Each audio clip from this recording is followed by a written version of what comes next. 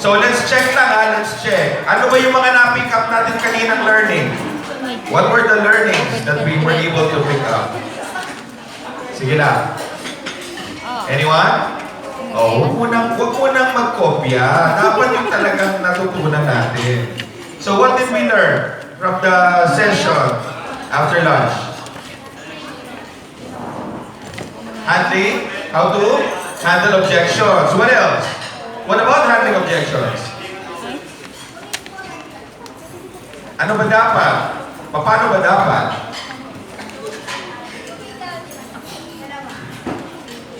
Kakaiba naman sa kanya, don't be average, be significant. Yes, very good. Malakas po ang patinig ko. Okay, palakpakan! Yan. Okay. Very good. What else? Anybody else? Yes, Sophie.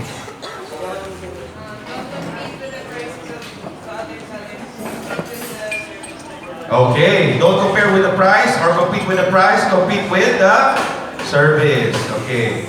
And guys, ganito.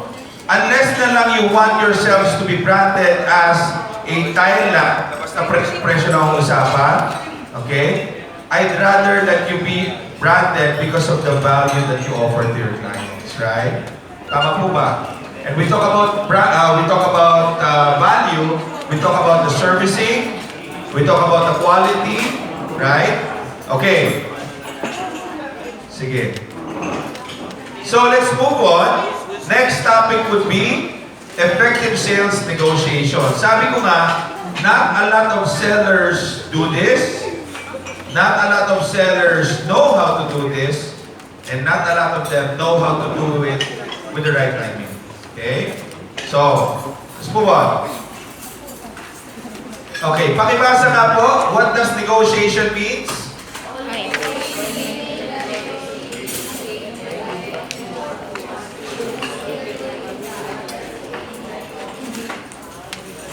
Okay, always winning the negotiating game by getting what you want and still leaving the other being like a winner. Okay, what did you notice about that description? What did you notice? Ano ang prevalent or napansin nyo agad? Win-win? Ano ang meron dyan? Napansin nyo just by looking at it. Ang sabi? Always. Okay, always. Imagine niyo na lang, if you guys are not negotiating, okay, then, Wala na. parang suntok sa bat kung makakapos na hindi. Tama po ba? Okay. But if you're negotiating, you now increase the chances for you to know and almost predict a sale almost 100%. Do you agree? Yes. Okay. Ibig sabihin, ganito yan. Kapag ikaw ay usapan lang presyo at ikaw naman ay bigay agad, makaka-close ka. Pero in short, ang ginawa mo, you gave a part of your bottom line just to close the sale. Right? Whereas if you negotiate, even if you give part of your bottom line, but you got more. Right? Tama po ba? Okay. Why is it important? Because first and foremost, you'll be able to back the deal at your price. In this case, correct me if I'm wrong, I was told that I think there's something that you guys are not taking advantage of. Hindi ko alam kung pwede kong sabihin to, pero may mention sa akin about a percentage that is already ready to be given. Tama? Bukod dyan, meron pa kayong percentage of your own na hindi nyo na kailangan galawin. Tama po ba? Right? It's like the discount, right? Okay. So meaning, it just depends on how you use it to your advantage, right? Okay. Next is, of course, to get more and close the deal. What? Every time. Okay. Hello. Okay.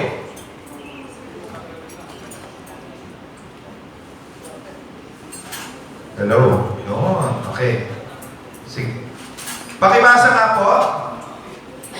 Negotiating. Sorry, pakiulit. Pakibasa. Negotiating. daw, pag ikaw ay nag-negotiate, tama ang pag-negotiate mo, and you're able to do it with the right timing, you can almost predict a sale. Okay? Okay. Let me prove it to you, para lang to reinforce or emphasize the point that I'm trying to drive at. Can you think of a number from 1 to 10? Don't tell me. Okay na? Okay na po ba? You have a number na from 1 to 10. Okay. Multiply by 9. Now, kung ano man ang sagot mo, if you have 2 digits, add both. If you only have 1, then as is. Okay po ba yan? Okay na po ba? Okay na? You need a calculator? Okay. Alright, subtract 5. Okay na po ba? Okay. Think of a letter in the alphabet that it represents. For example, number 1, anong nire-represent niyan? Okay. So, okay na? Okay na po ba? Alright. With that letter, think of a country that starts with that letter. Okay na po ba? Alright. Now, with that country, hindi city. Okay? Country. Alright. So, with that country, the second letter of that country, think of an animal that starts with that letter. Okay na po ba? Sure ha? Ulitin ko lang. Think of a number from 1 to 10. Multiply it by 9. If you get 2 digits, add. If you get 1 as is. Okay? Subtract 5. Whatever is your answer, think of a letter that it represents in the alphabet. Okay? Then, think of a country that starts with that letter. Now, the second letter of the country, think of an animal that starts with that letter. Okay na po ba? Okay. Okay na po ba?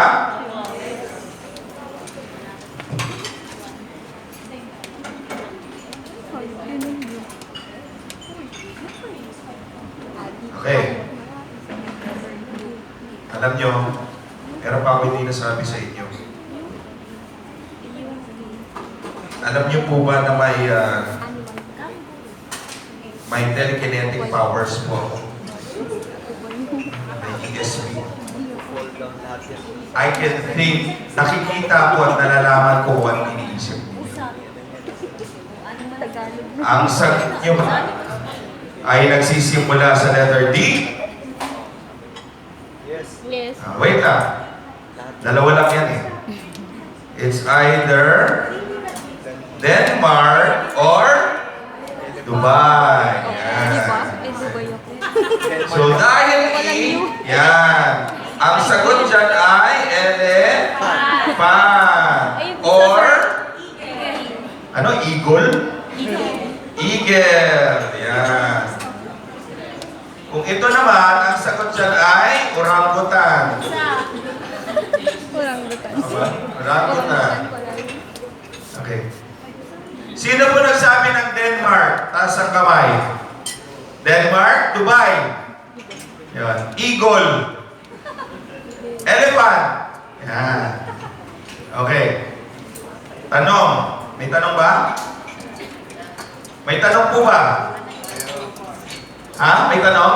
Meron, sir. Anong tanong? Paano niyo, sir, nahulaan? Ano yung numbers? After Actually, sir, ito po ang sagot. Hindi ko po hinulaan. Why? It's a process. Okay? It's a process. So just like negotiation, if you're able to do it, if you're able to do it right, and if you're able to do it with the right timing, then you can almost predict a sale. Simply because, anong sinabi? Pakibasa nga po ulit. Negotiate displayed by a set of rules. Yes. If you guys were able to travel the world or abroad, you would know that it's actually natural with other nationalities to negotiate. Tama? Tama po ba? Dito lang po sa Pilipinas ang hindi. Okay? Sad to say. Economy, or the economy now of the country is growing. Maraming negosyo, maraming transactions that are happening. You just imagine, no? You can just imagine. I mean, with respect to other nationalities, no? Alam mo, sobra akong bilib sa mga Pilipino. Not because I'm Filipino. You know why? Because we have the ingredients to become a very or a great nation. We have. Number one, in demand tayo sa abroad, right? Tama po ba? Because of how we, sabi nga, customer service natin, di ba? How we treat other people, di ba? Tama po ba? Okay. We are growing in terms of the sports. For example, si Boss Manny, di ba? So, ibig sabihin, mas nakikilala na tayo. The reason for that is because we have the heart, di ba?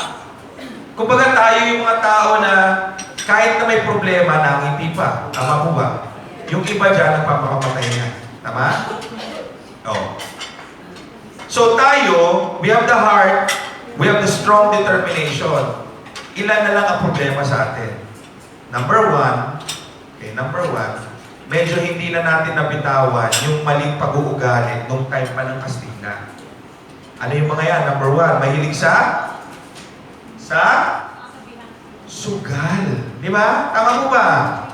Okay, number two, medyo tamaders. Masyadong relax. Number three, we don't value time.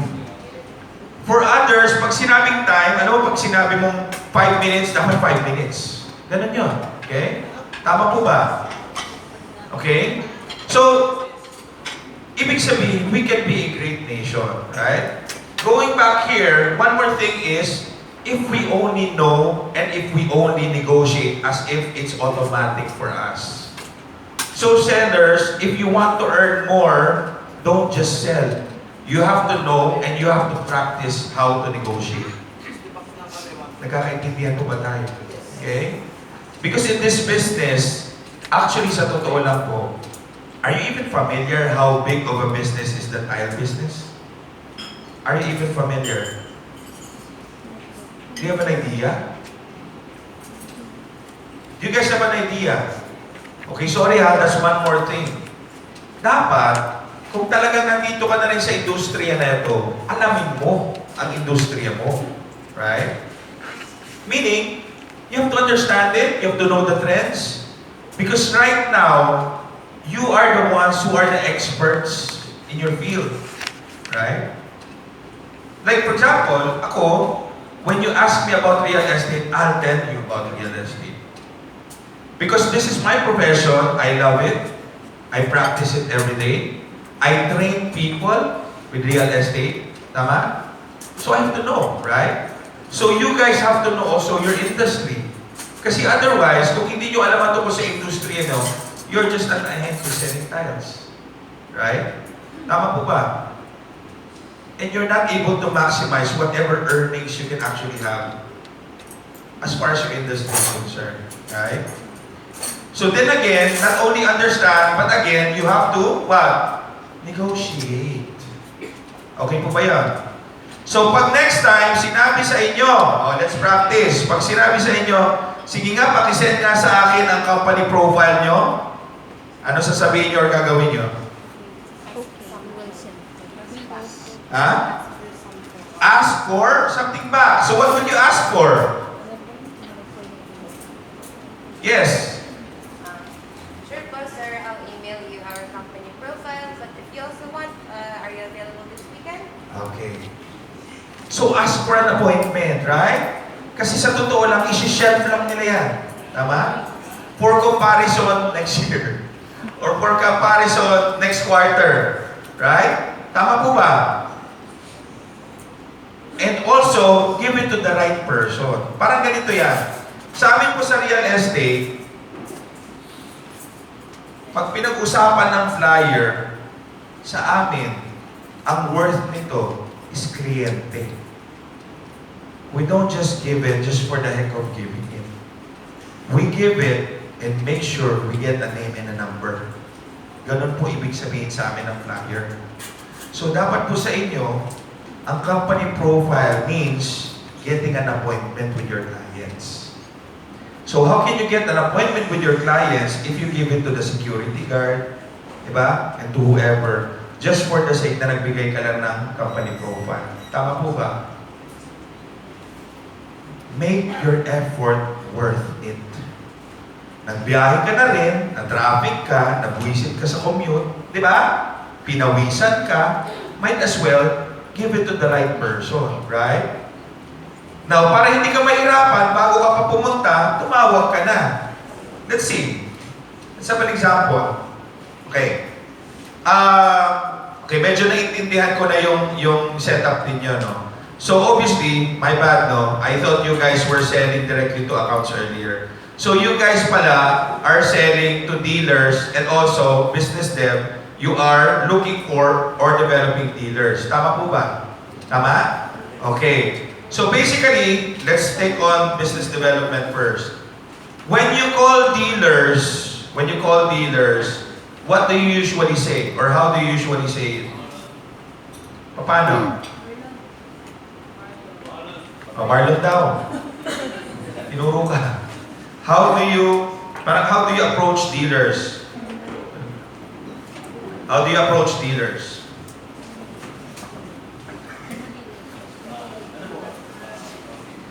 For example, it's a new, you're prospecting for new dealership. Ano ba, existing na sila, right? And you'll try to get your products in. Phone siguro muna siya. The way we do transactions through phone kasi, some of our leads kasi, binibase namin sa dalawang klase. Una is saturation, diba? Then pangalawa po, yung online inquiries. So most of the time po, from online inquiries, we used to call them. And then, hindi kagad hindi ho namin kagad sinisend yung namin, yung company profile natin. Okay? Ang reason po kasi namin doon is, una, is kailangan muna may encourage namin sila magpunta sa Mosaico. Kaya naging slogan namin is, once na mapapunta natin ang Mosaico yan, huli natin yan. Ang reason po kasi is, kapag nagbigay kagad kami ng company profile and then wala nang interaction, tapos na yung negotiations or interactions. Kapag kasi madalas sa dealership, automatic, pag sumagot sila, magkano ba presyo nyo? So usually, hindi kagad namin i-discuss yung price. We're always saying na we are very way different from the normal transactions na, na as ahente. Okay? So, ang pinapoint lagi namin, sir, is kahit po sabihin natin na kahit sobrang ganda po nung sinasabi namin through phone, kung hindi kayo pupunta sa showroom namin, walang mangyayari. So in that way, nai-encourage namin sila, okay, hindi kayo yung typical na ahente na nag-negotiate. So ano yung difference nyo from the others? So in that point, meron kaming certain ideas na iniiwanan namin sila ng tanong sa isip nila para maging curious sa amin. Na okay, ano ba meron? Kasi hindi kayo yung typical, pare-pares sila sabi nila, pare-pares lang yung tiles. Pero the way we talk through phones, ma'am, ganito po kasi. Okay? Kahit anong ganda na sabihin namin, pero kapag pupunta kayo sa showroom namin, doon lahat, let's sit down, we'll make our time available for you. Tutor namin kayo sa showroom, tutor namin kayo sa mga branches, tutor namin kayo sa warehouse, then let's talk dealership. Kasi kapag ibinanat kagad namin yung dealership namin, through phone pala, hindi kasi madaling i-negotiate siya. Yung mga important matters should not be talked through phones. It should be talked in personally. Kasi once you're putting a dealership, hindi sila bibili 20,000, 30,000, 40, whatsoever the price. They are buying a certain part of the company na meron tayo. So, kapag nag-negotiate kami through phones, we make sure na yung oras na i-google nila sa atin is siguro mga 3 araw, 1 linggo, 2 weeks, mag-iisip talaga sila after the transactions namin. Kasi ipapakita na namin kung ano yung meron sa company natin. So, we make it to the point na laging merong something na mako-curious sila para sila, after a week, mapapansin, ano na yun, na-test na namin. After a week, sila na mismo yung tatawag sa amin. Baka pwedeng, let's make another, meetings. So, okay kami sa ganito. Ito yung showroom na pwede namin i-offer. Ano bang assessment nyo? So, doon na nangyayari yung negotiations. So, usually, we don't really discuss everything through phones. Dinidiscuss na lang namin yung mga ganong matters kapag tapos na kami sa proving situations. Kasi during proving situation, dyan mo na nakukuha yung mga idea at informations na dapat mong makuha. Frequently asking questions. If you don't do that, nothing will happen. So kapag nagawa nyo na yun at na-masters na natin, madali na natin mapapapunta. Or kahit in a way, sila na mismo yung lalapit sa'yo to have the negotiations and to know what is your what is your advantages, what is your strength. Yun po yung way namin kapag through phone. Pag saturations naman po, this will give a very extra effort talaga. First, we have to plan ahead of time. The way I do it is a 1 month ahead of time. For the reason na you will do all the costing, planning, everything should be on time. Then eventually po, dapat, hindi man mangyari 100%, close to it. So yun po yun. Okay? So hopefully, katulog. Okay. Alright, palakpakan natin si Marlon. Thank you, Marlon. Okay, there's one thing I would like to add, no? Sa totoo lang, okay, these dealers, they're already selling other products. Kayo naman, when you try to get dealers, it doesn't necessarily mean na dapat exclusive sa inyo, tama? Yes. O hindi nyo naman magagawa yun talaga, di ba? Unless na lang they want to be, right? May options. Okay. In this case, okay, we're talking about these products, tama? So, iba pa yung tiles, right? For dealers? Or do we also have same item? Okay. I think one more thing to add, if you are to sell to dealers, no, don't position it na it's just a product that they can carry. Okay? Kasi sa totoo lang, kanina, medyo, hindi ko na makalimutan when we talked kanina, yung word na monopoly. The word monopoly. The reason why people go to a certain establishment or a certain business, it's because of something that probably they cannot find somewhere else. Right? Okay. So, isa yun sa mga pwede nyo mag-inventayo sa mga dealers ninyo. Sir, I know you're selling tiles and everybody else is. Di ba? You are selling tiles and guess what? Your competitors are doing the same. Right? But what if we can provide you a product that you can carry, that you have and your competitors don't? At kapag naghanap ang kliyente, kanino po sila pupunta? Kanino po? Siyempre sa inyo. Tama po ba? Ito pinakamaganda, sir. Other than having a product that others don't, guess what? Maganda rin po ang kitaan nila. So, sir, is it the best time to schedule an appointment with you para at least mapag-usapan natin ng mabuti? Did I say any details, anything? Did I say it? May sinabi ba ako? Okay, but what did I do? Ano yung ginawa ko? Curiosity, di ba? Tama po ba? Kasi sa totoo lang, ako personally, hindi naman ako yung nag-go na tipong dipo to dipo, no? Pero so far, in my whole lifetime, sa totoo lang, ngayon na ako nakakita ng mga ganito. So, ibig sabihin, that's something of value that others don't have. Tama? You can't see anywhere else. And in fact, if that's the case, ibig sabihin, valuable yan. Di ba? Para kumbaga sa cellphone, dati mahal ang cellphone. Tama po ba? Mahal pa rin naman ngayon. Pero kung ikukumpara mo dati, mas mahal pa siguro siya ngayon. I mean, mas mahal pa sa dati kaysa sa ngayon. Tama po ba? It's because not everybody has it. Demand and supply. The less the supply, the bigger the demand. Tama po ba? Diba? The more supplies, the less the demand. Tama? Okay. Ibig sabihin lang yan, if it's always available or anywhere available, mura ang presyo. But if not, meaning there's value. Tama po ba? Am I making any sense? Tama po? Okay. Now, clear na tayo doon about negotiating, ha? Okay. Sige, let me just go through this. I think you guys also have key accounts. Tama po, ha? You guys have key accounts. Okay. Sige. It's there in your manual. Actually, medyo self-explanatory na siya. So, I'd like to move on. Okay. To this. Actually, our last module to discuss. Okay. I think I have emphasized more than enough on how you guys, as of course part of the organization, should contribute. Diba?